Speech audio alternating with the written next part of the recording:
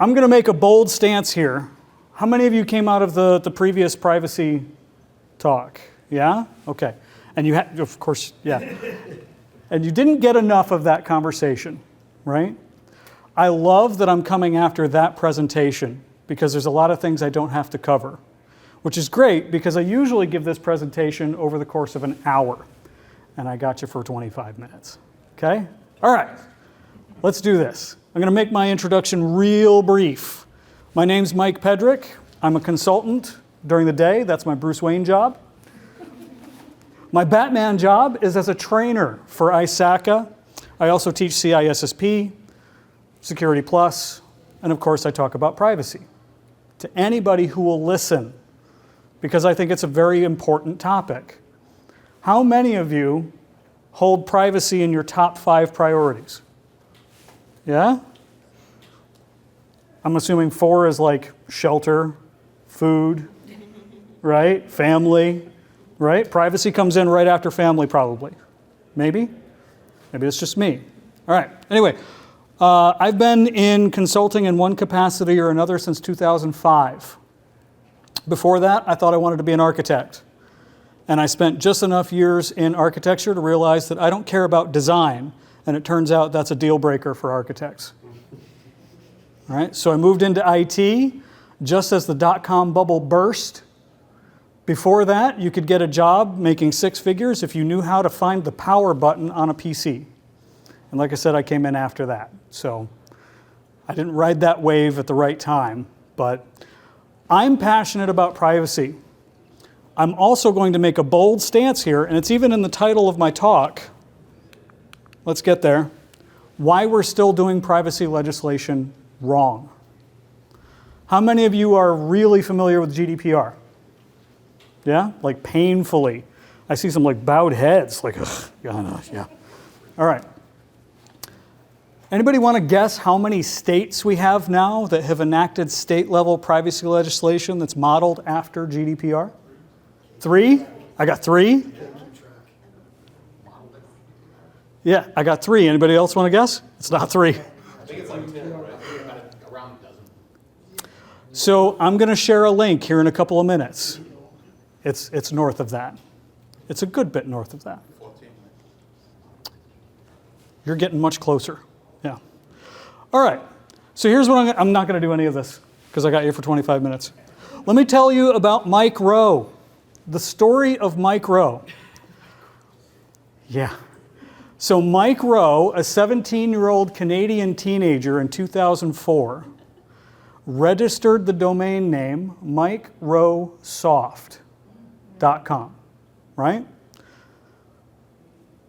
Not Microsoft.com, but MikeRoweSoft.com.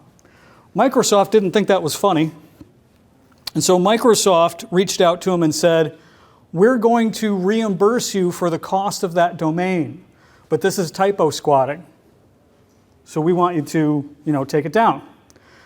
And Mike Rowe countered with, and incidentally, by the way, not the Mike Rowe of Discovery Channel fame. Different cat, right? Mike Rowe countered with, I want $10,000.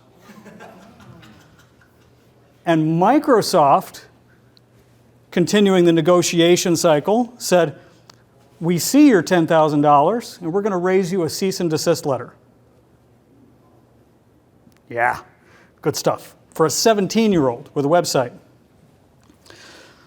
So it became a conversation in 2004. 20 years ago, it became a conversation around who owns the name.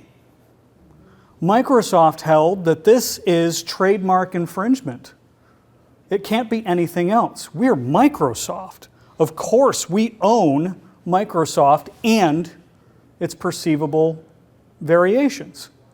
And Mike Rowe and his attorneys said, this is this cat's name. It's his name.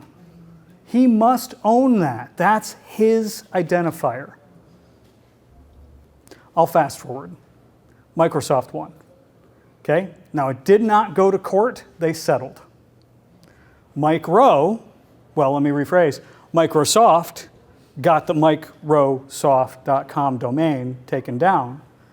And Mike Rowe received an Xbox, vouchers for certifications, Microsoft certifications, of course, right?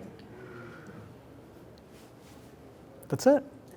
Now, he tried to put that cease and desist letter up on eBay. It was bid up to like $33,000. But most of the bids were fraudulent, so it didn't sell. When it did sell, he netted about $450. But that's the tale of Mike Rowe and why we're having this conversation, or this type of conversation, 20 years later.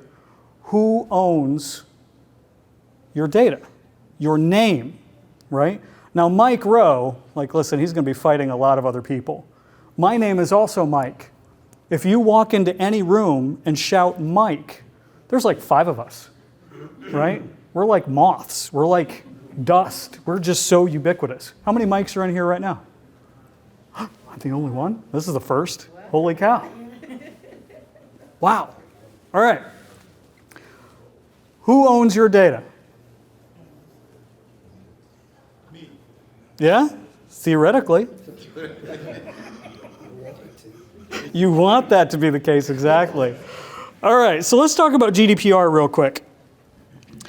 And I'm going to be brief because I know the previous session covered, this topic fairly well, and you've all said that you're experts in GDPR. No? That wasn't not even worth a chuckle? All right. So I want to talk about the first thing here is that the concept of the data subject. I'll skip over data processor and data controller because this isn't a class and I'm already running out of time. The data subject is you.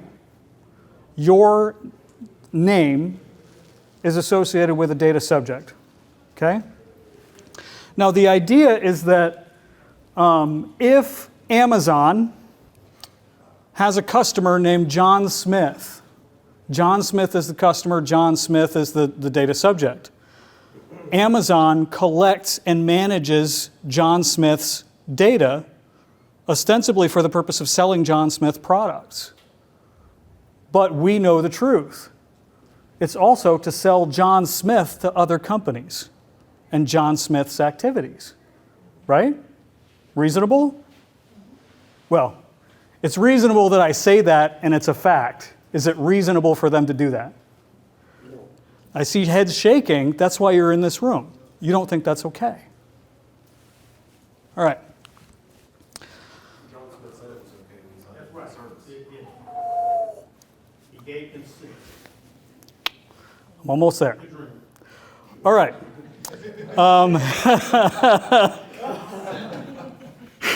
All right. Go with me on this. I usually try to lead with a joke, but I put this one further in. How many of you remember the band Erasure? Yeah? All right, maybe you already, one person. Disclose my age. Erasure was a London-based band that formed in 1984. There's a lot of you that don't want to admit that you were around in 84, and it's okay, I'm not going to out you. One of their most well-known singles here in the U.S. was A Little Respect. And it made it as far as number 14 on the Billboard Hot 100 chart in 1988. No, Erasure. The band Erasure. A little respect, not all the respect, not big respect. Yeah.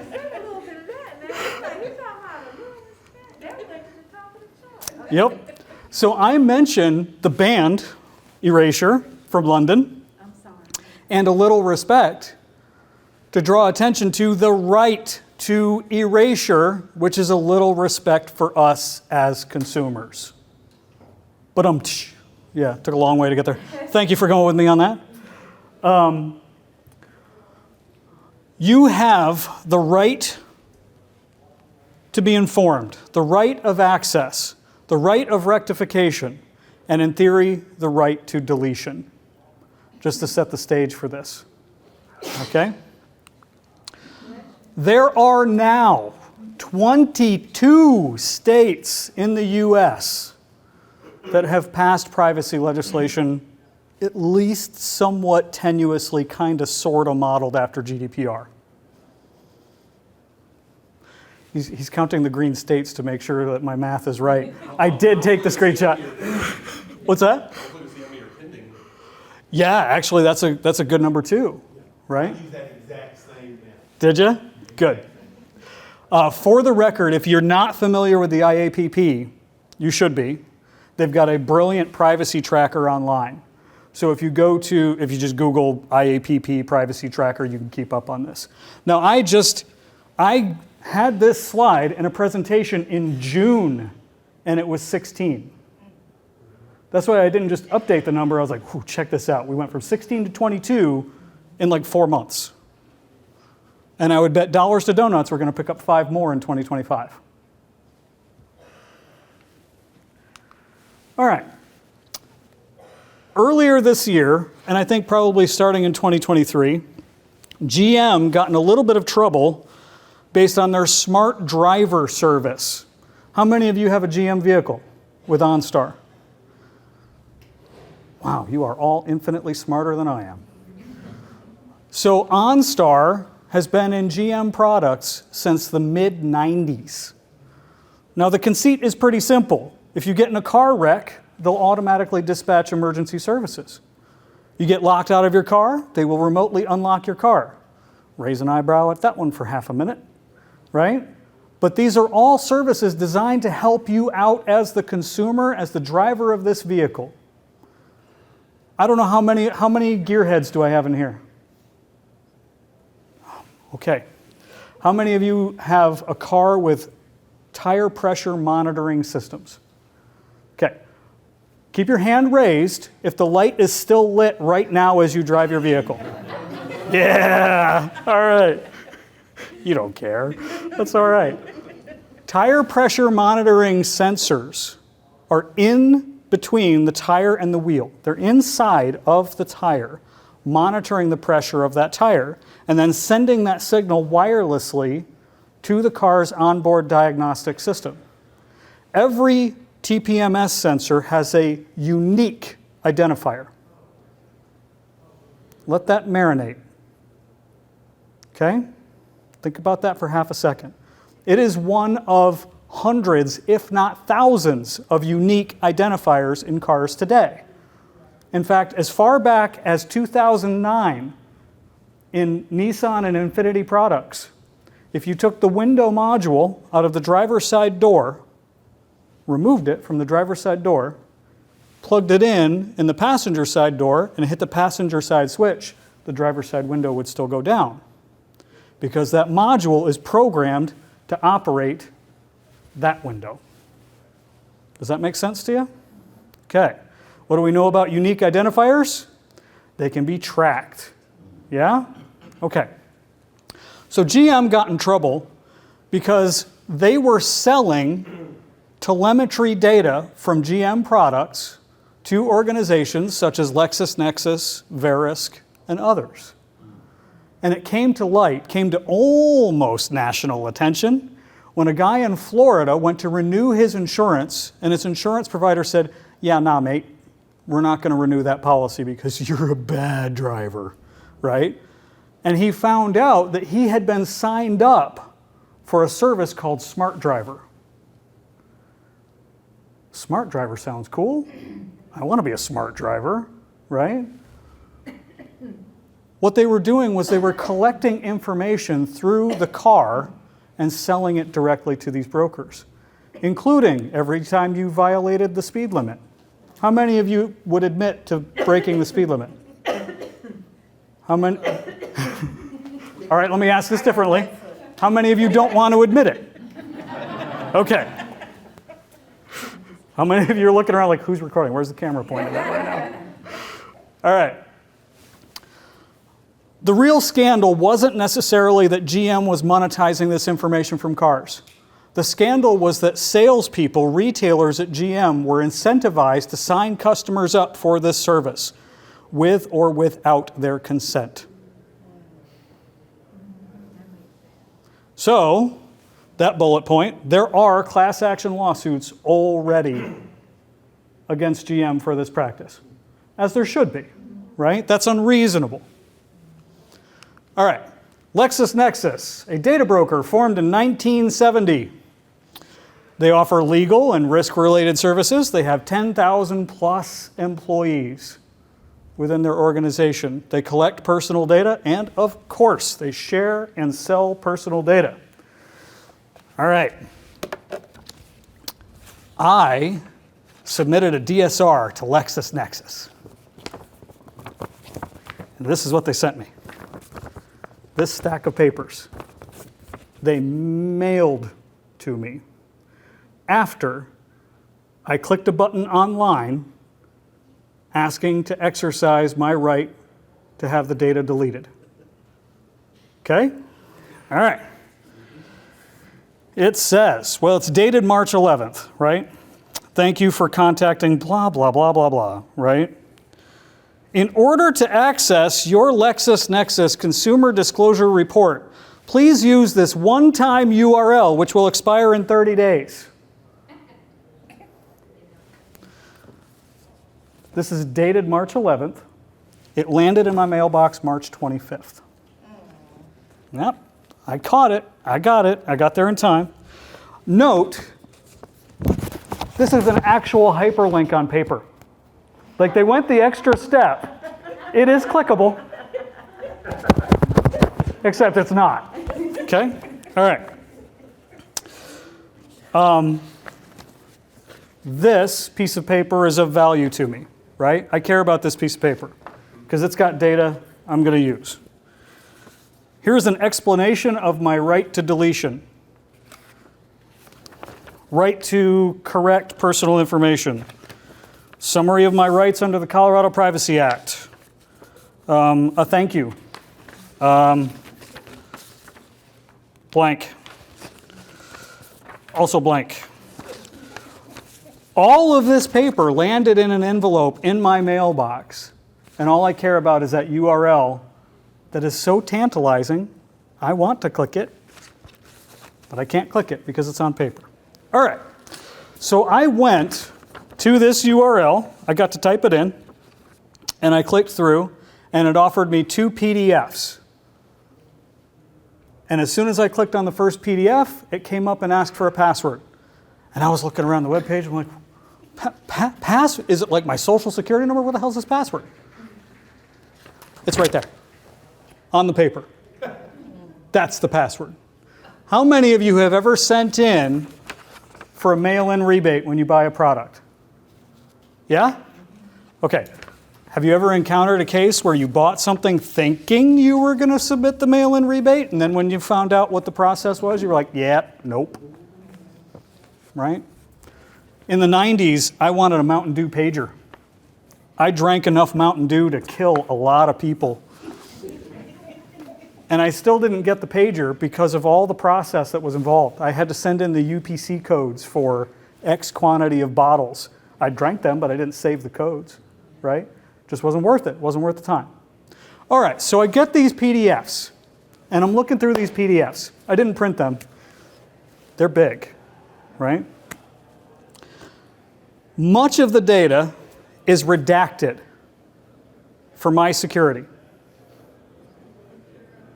In fact, there was pages of data that were just coordinates, latitude and longitude, and all other fields blank. Not even an explanation of what that location is. Is it a Kohl's? Is it the entire state of Nebraska? What's this location? I would have to go look that information up myself. But more importantly, why do you have it? What is this GPS data? Is it an address? Is it where I lived? Is it where I bought my last pair of Chuck Taylor shoes? Like, what's going on there, right? Redacted. In 2001, I was driving from Ohio to Colorado, my wife in the passenger seat, baby in the back seat, and I can just about see the border to get out of Ohio. And a state trooper coming the other way. And sure enough, he flips around in the median, pulls me over. 7 miles an hour over the speed limit. I was like, guy, really? He goes, you're welcome to come back and fight it if you want. Of course, I got a Colorado license plate on the back of the truck. I'm not going to come back and fight this. Like, if I could just slide you cash right now, bud, to make this go away, trust me, I'm not coming back, right?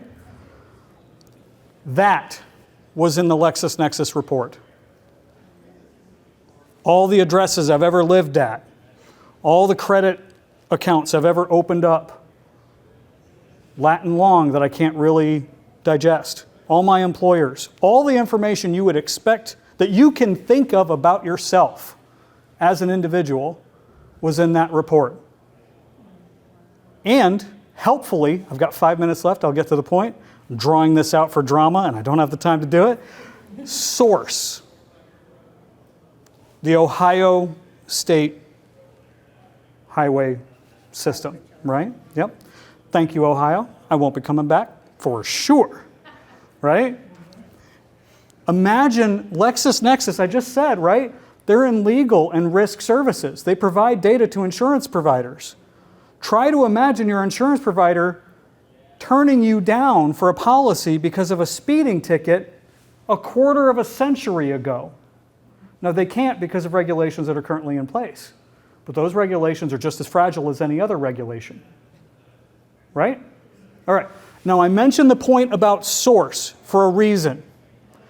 And it's the whole reason I have, this is why we're doing this wrong, in my title for this talk. If I believe that LexisNexis would honor my deletion request, which incidentally, I have to go through the entire process I just described again for the deletion request, right? If I believe that they're going to nuke my data from orbit at my request, if I believe that they're going to delete it entirely, tomorrow they're going to get a raft of data from companies like Verisk again. My identity as a data subject is not flagged as no-go, right? It's just the data they have in that moment. That's what's wrong. GDPR has a fundamental tenet that the data subject owns their personal data without question and without equivocation. Let me tell you what's missing from 22 states' privacy legislation here in the US. You do not own your data. Not even your name, like Micro found out. That's the crux of what I'm trying to express today. I want to say I really appreciate your guys' time. I got like a minute and a half. I will gleefully take questions if you have them. What will it take to have a national data protection law like GDPR? Do you want the cynical answer? Yes. Yeah? That's the honest answer. Yeah, big tech has huge amounts of investment in lobbying. Of course they do. Yep, won't happen. Meta, I saw a statistic that said for the average retail transaction, buying shoes, buying a candy bar at a convenience store, whatever it is, the average retail transaction results in Meta receiving 2,200 plus notifications of that transaction. Meta. How many of you have Facebook accounts? Instagram? Any Meta property, okay? How many of you have no association whatsoever with Meta? Yeah? And Meta knows all they need to know about everything you do on a regular basis. So I think we have to get over that first. How do they function in Europe then? What's that? How do they function in Europe? Well, yeah, exactly. So the fine for violation of GDPR is up to 4% of the previous year's revenue. That's it. That's it. But it's a lot. It is a lot. It is absolutely a lot. These companies will bite the bullet because That. business is still worth doing because that's almost nothing. Yeah, which is why they're segmenting businesses. Yeah. All of that. Right. Exactly. Well, except, shout out to Russia, who just tried to fine Google undecillion. That number, I love that number, undecillion. Yes.